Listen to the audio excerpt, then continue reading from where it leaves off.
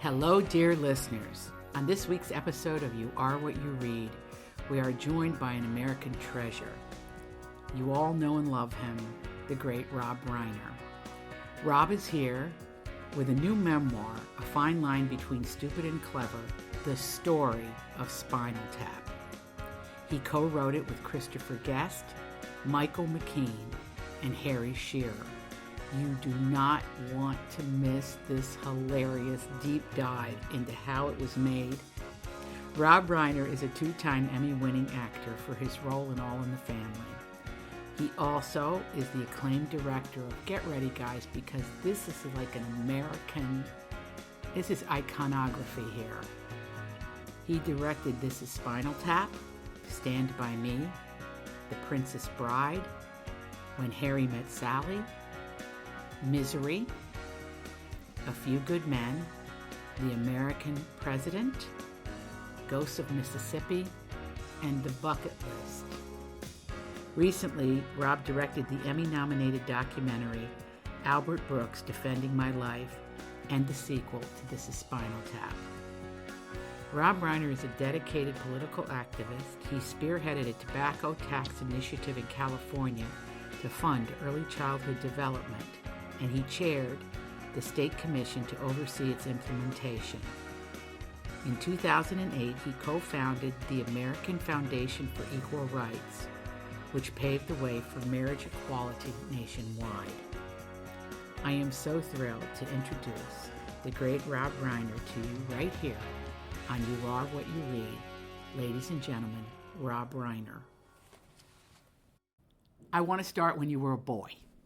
Yeah. Because I think you have one of the most extraordinary lenses on a time in American entertainment that was so delicious. So let's start with your dad. Sure. Now, when I worked in comedy on television, my mentor was Bill Persky, who was trained by your dad. So every day that I worked with Bill, he's in my family, really. Every day that we work with him, he would say something that Carl had said to him. Wow. And so we're like a little army that was trained in the Reiner of it all. Now, and then there's you. So when I was a little girl, my father forbid us from watching All in the Family. Now, we were little because he felt that what Archie Bunker was saying wasn't funny. You were so real on that show. So real. And just in our conversation before we started, you're that guy who somehow in his career has tapped what people really feel. From the lens of your childhood, is that what shaped you as a storyteller? Because you do sumptuous movies that have intimate themes but are done on a grand scale. Yeah, well, what I try to do and what I have done, first of all, I had the best mentors you could possibly imagine. You know, my father, obviously, and Norman Lear. These two men were the biggest influences in my life, and I was very lucky to have two people that I could look up to and admire and take from. I never, my father and I never discussed, he never gave me advice. He never said, you know, son, do this, do that. It was never like that. I just saw how he lived his life and how he did his work, and that's what I took from him. And he was a wonderful man. He was a loving man. I never questioned those things, but I learned from him, and I learned from Norman. But you can learn from people, but then you have to find your own voice. It's not, you can't just do what your dad did or do what Norman did. You have to find your way and the way that you present things. And I remember I was 17 years old, and I was an apprentice at Bucks County Playhouse in Pennsylvania. And I was, building sets, painting scenery, and so on. And the first play that they did there was a play called 1,000 Clowns, which was by Herb Gardner. And I watched this play, and I thought, wow, because all I knew from the world I came from was comedy, and brilliant comedy. Show of Shows, Caesar's Hour, Dick Van Dyke, My Father with Mel Brooks, the most brilliant comedy ever done. And I've said this many times. I've got a picture over here that I look at in my office, and it's the writing staff of Caesar's Hour and Show of Shows. And I look at that and I go, everything you ever laughed at in the second half of the 20th century came from those people. Because you've got Woody Allen, you've got Mel Brooks, you've got Neil Simon, you've got Carl Reiner, you've got Aaron Rubin, you've got Larry Gelbart, you've got Joe Stein, who wrote Fiddler on the Roof, you've got all these people. I said, these are the people that made you laugh. And so that's the world I grew up in. But then when I saw 1,000 Clowns, I said, wait a minute. And it's by Herb Gardner. And I said, Great play. You can take a very serious, dramatic, emotional subject, and you can make it really funny at the same time. So you can present both of those ideas in one thing. And I said, if ever, and I was 17, like I said, if ever I could get to make something, a movie, a play, whatever it is, I want to do that, because that is more reflective of me. I've got this very, I wrestle with depression. I've wrestled with it my entire life. I've got an emotional side to me, but I also can be funny, and I do funny things. So I try to find it. And so when I did Stand By Me, which was the third movie I made, that was the first time I went, okay, I'm doing the kind of thing that I want to do.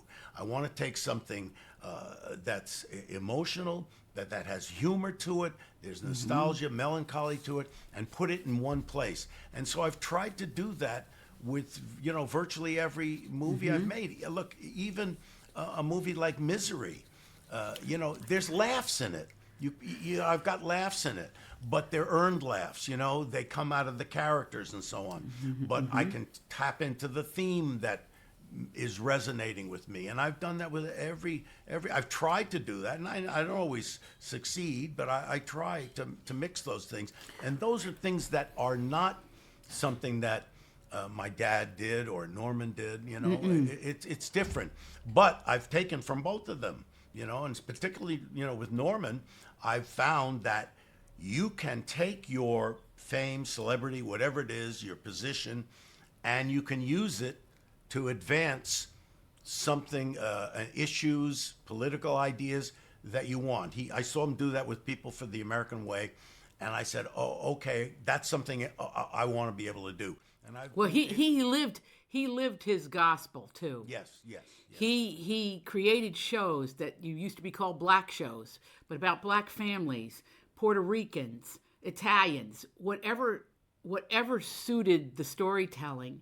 But he walked the walk with that. He really believed in an America where everybody got a shot, and everybody's stories were told. Right. That's a huge wagon to pull, and he did it. Yeah, he did it, and he did it in a major way. I mean, not just God gave him a good long life for a reason. Yeah, he lived to 101 years old. I mean, come on, and he was still sharp as a tack. Yeah, he was. Too. He was. Yeah, my dad lived to 98, and he was sharp as a tack till he went. And so I was lucky. I have two men. I'd be lucky to get. I've always said I'd love to, go get a 9 in there. I'm 78 now. I wouldn't mind a 9 if I could get a 9 in there. And still be, vibrant, healthy, and be able to. I think that's why I do puzzles. Keep my brain going.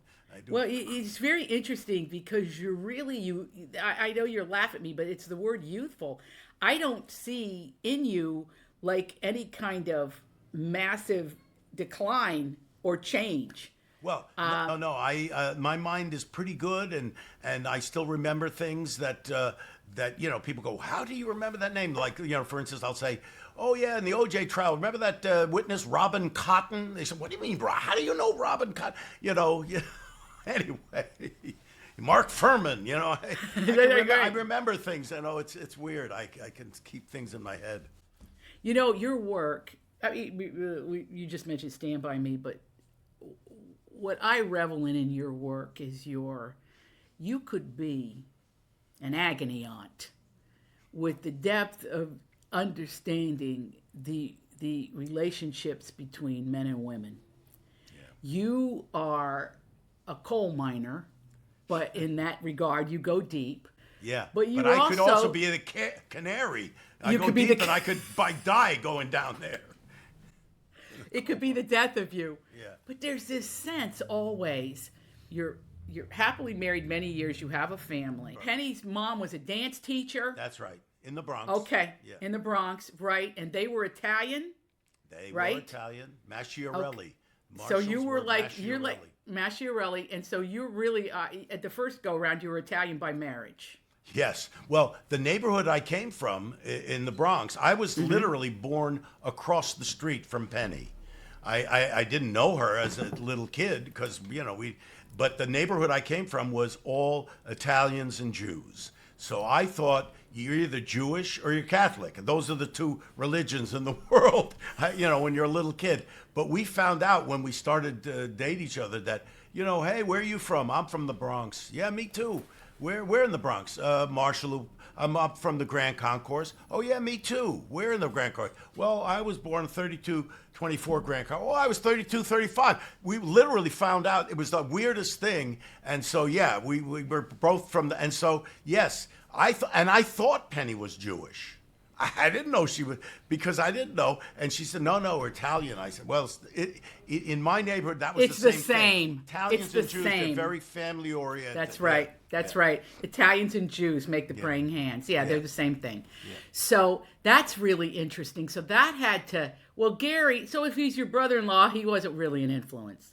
Well, no, but I love Gary. Gary and Jerry Belson, who was his partner, they were good friends. I went on vacations with Jerry and his wife. That whole world. By the way, Gary and Jerry were also writers on the Van Dyke Show. You mentioned Bill Persky. Bill Persky and Sam Danoff were, wrote aside from the scripts my dad wrote. My dad wrote. They were on 5 years, and I think he wrote 80 of the scripts, by himself. That's right. But the majority of the other scripts were written by Persky and Danoff and Belson and Marshall and Belson.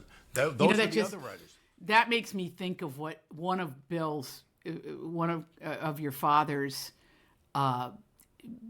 beautiful thoughts, which, about writing situation comedies, which was, it has to be real. Everything has to be real. Yeah. He took from his life. So that's what made the Van Dyke Show so good, because my dad was on a variety show, and Van Dyke was writing for a variety show.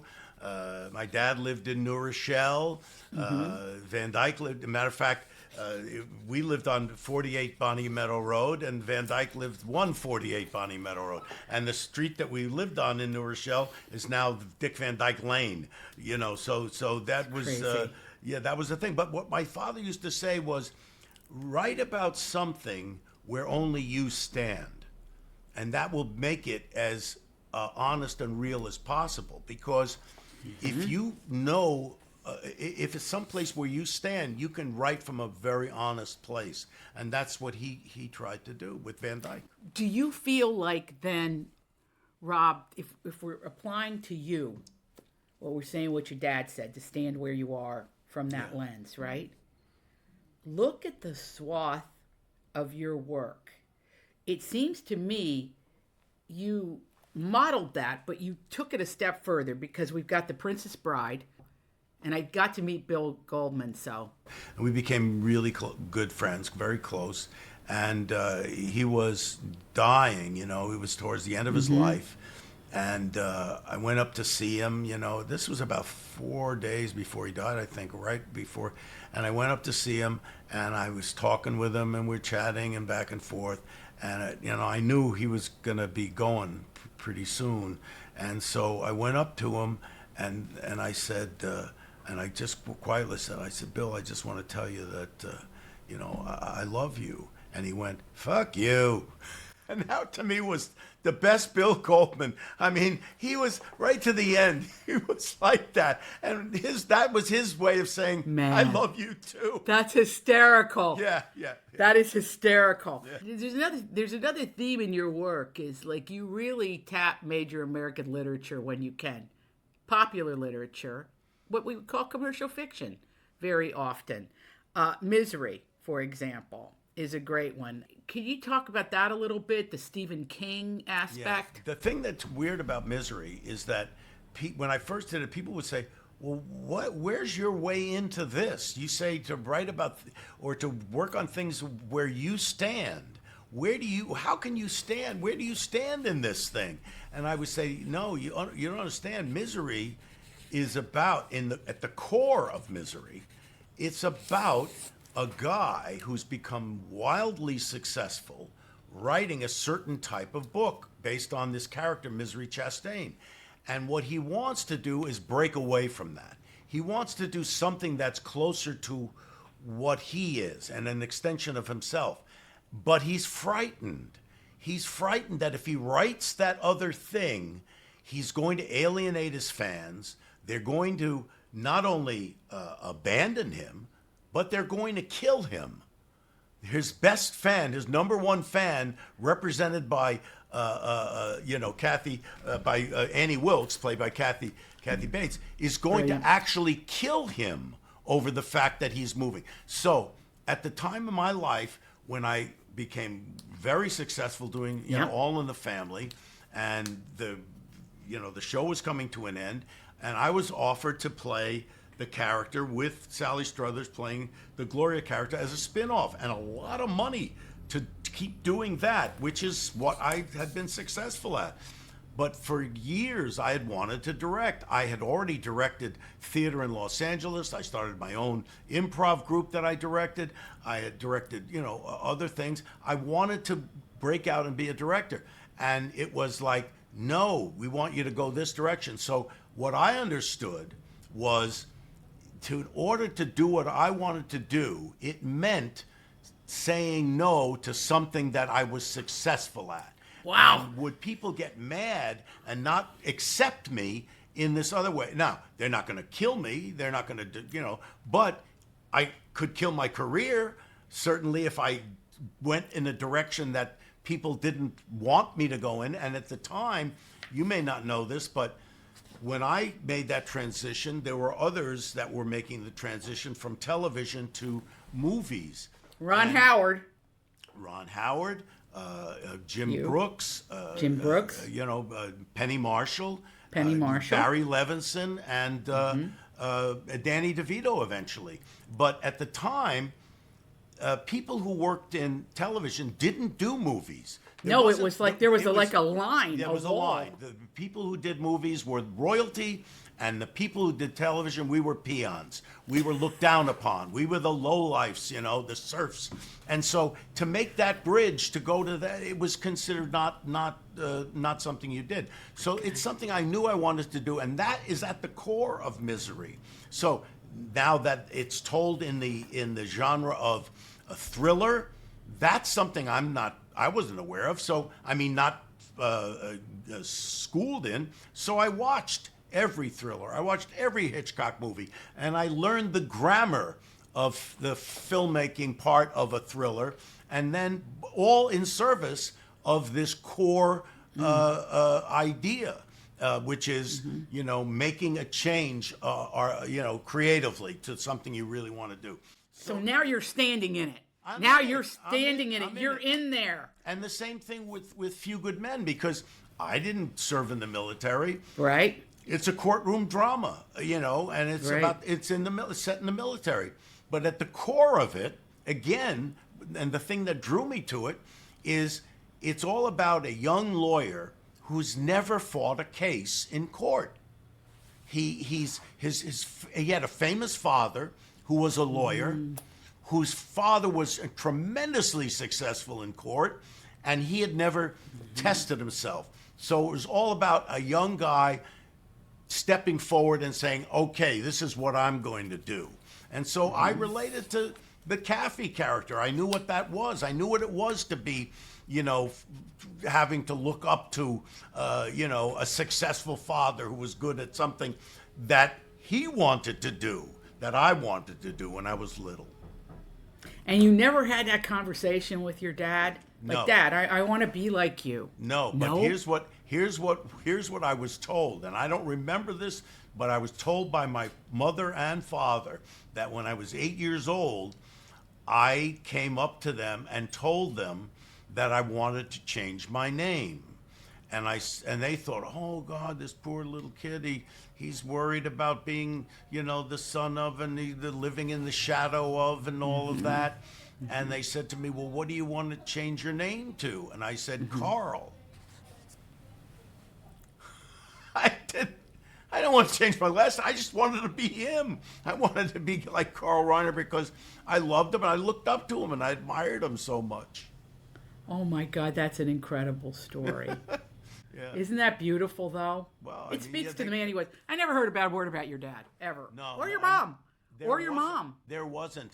And, I did, when my dad passed away, it was during COVID, and he didn't die from COVID. He didn't die from COVID, but it was during that period. We had to do the memorial on Zoom. Nobody could go into a place, so I conducted this memorial. I ran this memorial, and everybody that was there was Mel Brooks and Dick Van Dyke. Everybody that knew him, it was the same thing. Nobody had a bad word to say about him. He was the nicest, sweetest man in the world. And he always treated people great. And I saw how he treated people. And people say, well, when you became famous, was it difficult to make, become, a household word, name, whatever that thing is? And I said, no, because I saw how my dad did it. I mean, he was nice to people. And then later on, I saw, how Jack Nicholson did it, which is, you stop and you give an autograph or you talk, whatever. It takes just as much time to do that as it is to say, I'm sorry, I don't do autographs. I don't, So Rob, I've never heard a bad word about you either. Well, you haven't talked to my children. No. They love me, and we have a good family. And but they'll always say, I can't believe you did that. What are you doing that for? What has surprised you the most about your career? I read this book years ago. It was an autobiography. It was Frank Capra's autobiography. And I always loved It's a Wonderful Life. To me, it was, one of the great movies ever made. I mean, to me, talk about, I've seen that movie 30, 40 times. I don't know, so many times, that many times. But he said something in the book that always stuck with me, which is, and this is at the time when people would go to the movie theater. Now people are not going so much to the movie; they're watching on television and streaming and all that. But what he said was, if you're asking people to pay money to sit in a dark room for 2 hours with complete strangers, you better put something up there that's worth looking at. So I always think about that. It's show business. You want to get ideas across, but entertain them. Put something up there that will engage them, that will connect them. Give them a full meal. Give them everything in there if you can find a way to do it. And I try that. I don't always succeed, but I try to do that. I've always said the big studios should go back to charging $5 for the movies, and you have asses in the seats in 2 seconds. Well, maybe you would. I don't know. You would think maybe the corporations would come together and say to themselves, what are we doing for the people? Well, they don't care about the people. They just care about the bottom line. That's going to be. Money. I understand that, Rob, and you've had mega successful movies, and I appreciate that you see this. Yeah, because I think it's you cry that the movies are going out the window. Nobody wants to go. What we've done in this country is ruin community. Well, there you go. And I'm going to say something about that because that's a very, very big thing that you just said. And I think it's at the core of why we're such a divided country and why everybody is living in their own little separate silos. And this is something I've been thinking about for a long time. I've said it. when All in the Family was on television, Yeah. we were a country of about 200 million people at the time. And every Saturday, 40 to 45 million people watched All in the Family. They had to watch it when it was on. There was no TiVo, there was no DVR, there was no video cassettes. If you wanted to watch it, you had to watch. That meant that 40 to 45 million people were having a shared experience at the same time. The community that you talk about was brought together. You talk about the issues you saw raised, and we had the liberal and the conservative, and we talked, and everybody would exchange ideas. Now we're a country of about 340 million people, and if you can get 5 to 10 million people watching something, that's a hit. And they're not all watching it at the same time. They're watching it piecemeal, you know. I'm sure I'll say something that you've experienced. You go to dinner with friends. You talk about some show that you've seen. They say White Lotus. I don't know. Say White Lotus. And you say, did you see yesterday's episode of White Lotus? And somebody at the table say, don't tell me. I haven't, I've only seen the first season or the second, I'm only on episode 2 or whatever. And so you can't even talk about the thing that you're watching right then. So you really are so fractured and separated from the Siloed. Siloed. So there's no way of connecting with people. And the autocrats of the world understand that. They understand if they can get into your bloodstream with their messages in their ways, it won't matter. You won't be able to talk to anybody about anything. You know, you can't. It's the old divide and conquer. Yeah, you can't have a conversation with people. So it's scary. And I don't know. I mean, about going to the movie theater. Yeah, I mean, if it's a comedy or it's a horror movie, you want to be with a group of people. It makes the experience better. You're sharing this wonderful experience with them. But the executives at the studios, it's money. It's just money. And if they can make more money putting it on their platforms, then that's what they'll do. To them, it's a waste of money to put it in the theaters. They spend money on prints and ads and all that stuff, and it's not viable for them. So, we're stuck with what we have. And not only do you not watch it at the same time, you don't even watch it straight through. You stop, you put it on pause, you go to the bathroom, you get something to eat, It's like, for storytellers, it's very frustrating. But very frustrating. I still like to tell stories, so I mean, I'll do it. Can I tell you a funny story about when I went to see Misery with my then boyfriend, my husband? Okay, so we're in the theater. He's your husband now?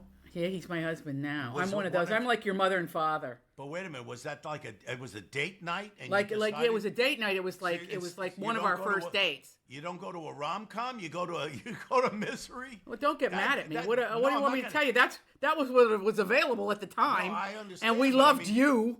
So we went, okay? I mean, it's not going to be the greatest aphrodisiac in the world, No, but listen. A woman hacking a man's foot, No, but listen. It was because the movie was scary and hilarious, which is I love that. I love hilarious. I don't really like scary so much. Yeah.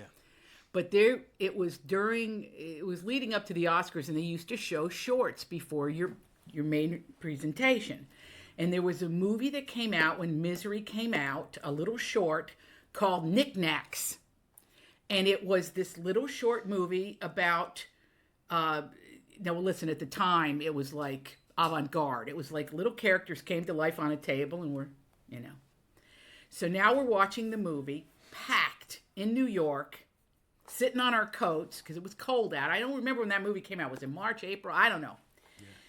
And so we're all like this, and they're screaming in the theater. There's comments, and Misery goes out to get something to eat. Go to the grocery store, and James Caan's going to plan his escape. Right, he jumps out of bed and he tries. He jumps out of bed, and we realize now he's been working on his body. Oh my God! Everybody in the theater's like, oh, like that. Okay, there was a. And then he sees her come back, and there's a table full of shit. of little knickknacks. Right. And the lady behind me stood up and said, "Oh, dear God, I told you don't touch her knickknacks." And the place went crazy. I mean, that's what your movies do. I mean, those moments of hilarity. Yeah. And to this day, my husband will say, "Don't touch my knickknack." If I don't have that woman in there, and I have to have that woman at every one of those screenings, because I don't get that laugh. You won't get that laugh when she knocks. Oh, my God, that laugh was so freaking brilliant. And, because we were all terrified. But this is what I'm getting at. I never forgot that lady. I don't know her name. She was behind me. When the show was over, we were all laughing and talking. Yeah. That's community. Yeah, you had a shared experience. We had a shared experience, and you gave it to us. Yeah. Well, luckily, that woman was there, and luckily you had knickknacks a little short before. Okay, now, people that listen to this podcast are readers, okay?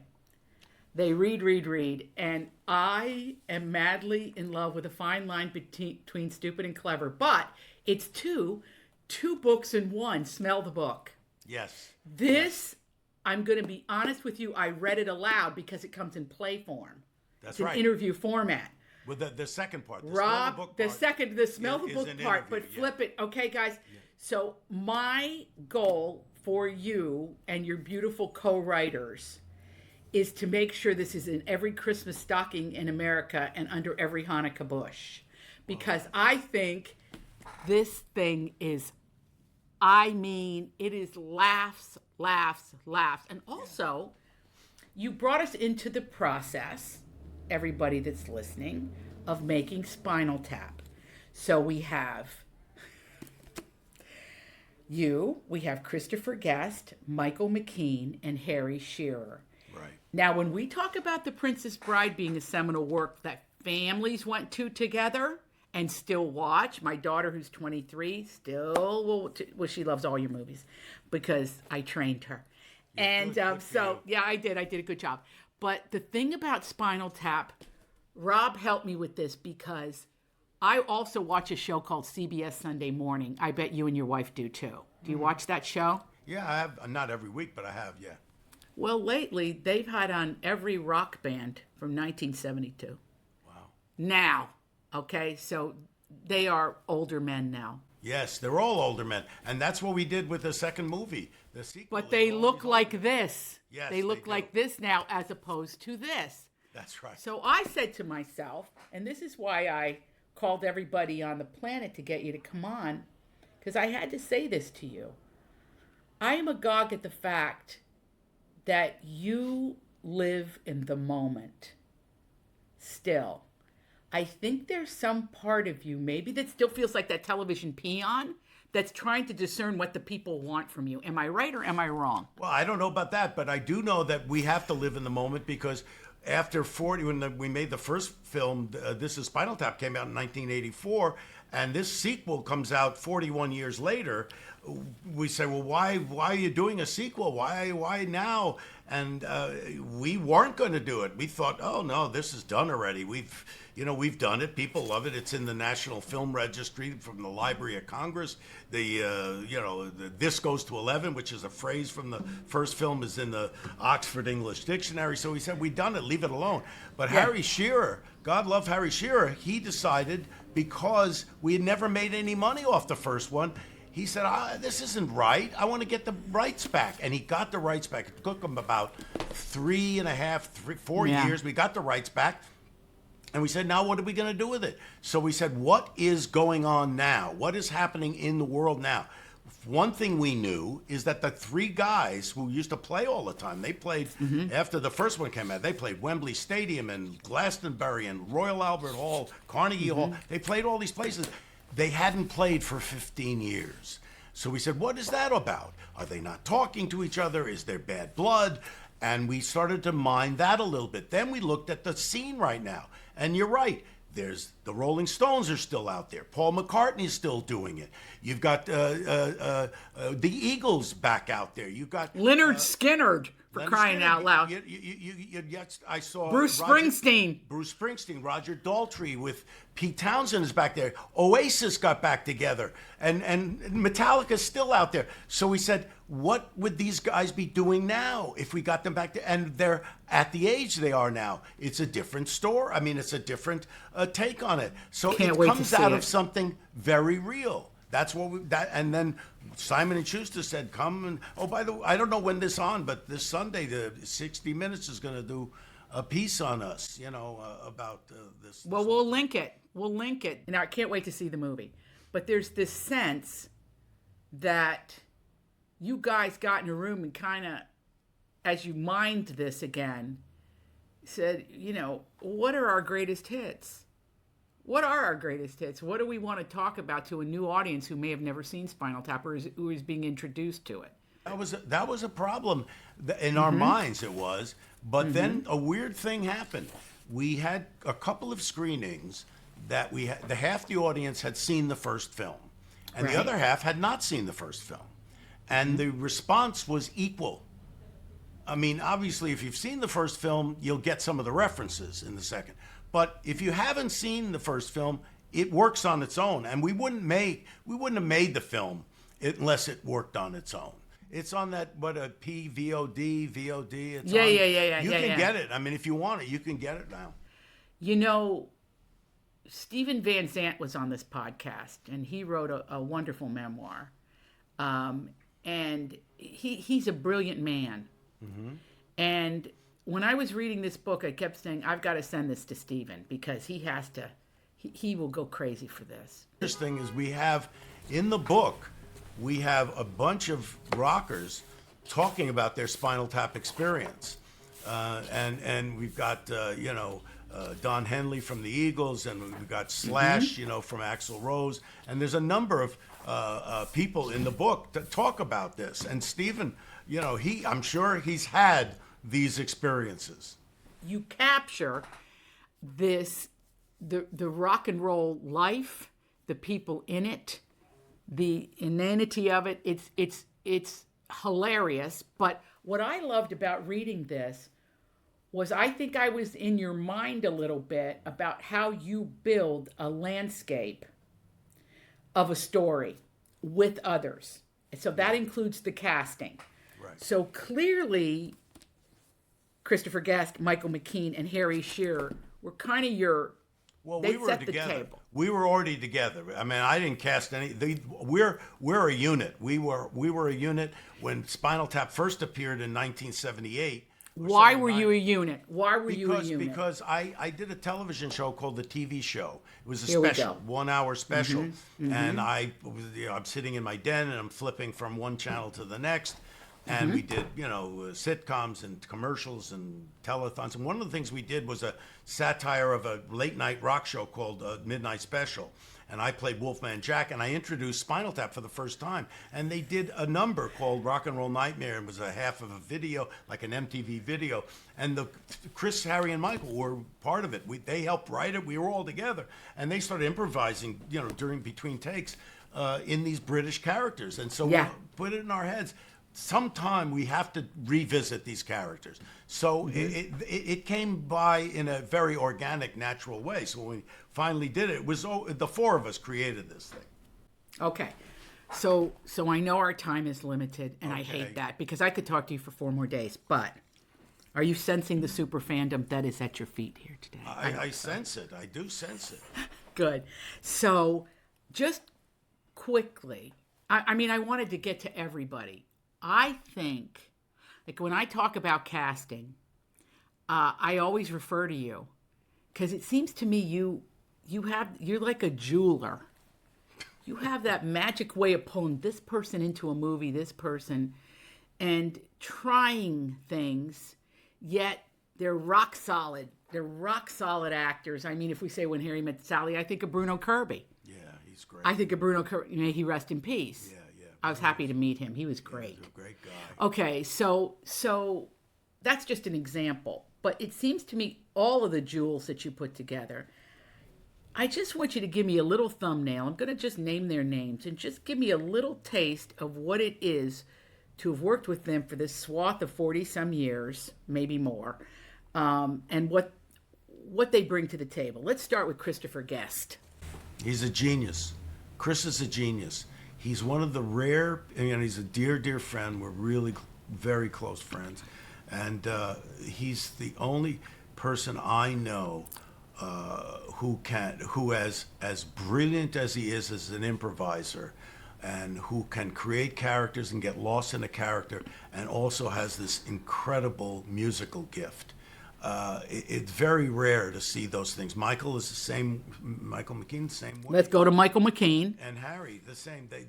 Harry too. What a combination of people who are brilliantly funny and who also are gifted as musicians. It's very, very rare. So yeah, it's like the two geniuses I've known, Christopher Guest and Albert Brooks. These are the two guys that have been in my life. Mel Brooks is a genius. That's my dad's generation, And but Chris and Albert, to me, were the two comedic geniuses that I've known in my life. Now, is your role as Marty DeBurghi? Yes. Is your role as him the role you play in The Friendship? Yes.